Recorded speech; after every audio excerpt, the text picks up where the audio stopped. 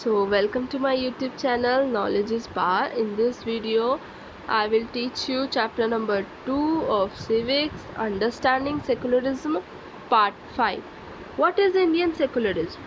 Indian secularism क्या होता है? Secularism तो हमने पढ़ लिया कि हाँ separation of religions from state power. ठीक है, तो Indian here is a word Indian secularism क्या होता है? The Indian Constitution mandates that the Indian state to be secular.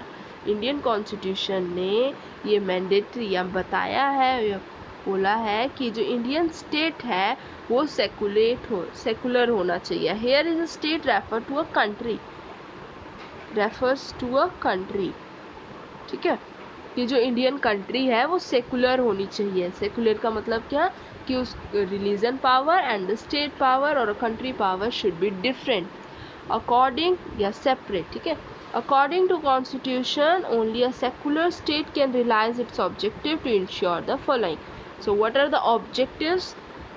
First, that one religious community doesn't dominate another. The first objective is कि एक religious group, एक धर्म का group दूसरे धर्म के ग्रुप को डोमिनेट नहीं कर सकता. डोमिनेट का मतलब एक ग्रुप दूसरे ग्रुप पर हावी नहीं हो सकता.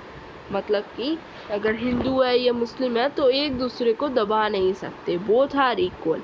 ठीक है, फोर्स नहीं कर सकते, डिस्क्रिमिनेशन नहीं हो सकता. That some member do not dominate other member of the same religious community. Second objective क्या है कि अगर एक हिंदू है तो वो दूसरे हिंदू को भी डोमिनेट नहीं कर सकता. ठीक है, मतलब सेम रिलीजियस की कम्युनिटी भी एक दूसरे को क्या है, एक दूसरे के मेंबर्स को डोमिनेट नहीं कर सकती. According to rich poor, untouchability या कुछ भी हो सकता है रीजंस, तो उनके बेसिस पर भी क्या है, डोमिनेशन नहीं होना चाहिए. That third objective is that the state does not enforce any particular region और no take the religion freedom of individual. और थर्ड ऑब्जेक्टिव ये है कि जो स्टेट है या जो कंट्री है वो इन्फोर्स नहीं कर सकती, किसी को भी फोर्स नहीं कर सकती कि आप यही धर्म अपनाओ, पर्टिकुलर रिलीजन यही धर्म अपनाओ, और ना ही उनसे धर्म छीन सकती है कि आप ये धर्म मत अपनाओ, या उनकी खुद की पावर है. फ्रीडम ऑफ इंडिविजुअल्स होना चाहिए, ये किसी से भी नहीं छीना जाना चाहिए. The Indian state worked in various ways to prevent the above domination. अब जो इंडियन स्टेट है उसने बहुत सारे वेरियस वेज, बहुत सारे वेज अपनाए, तरकीबें अपनाए जिससे क्या हो, डोमिनेशन क्या हो, नहीं हो. टू प्रिवेंट का मतलब ये डोमिनेशन क्या है, रोका जाना चाहिए, प्रिवेंट होना चाहिए. First, it used a strategy of distancing itself from a religion.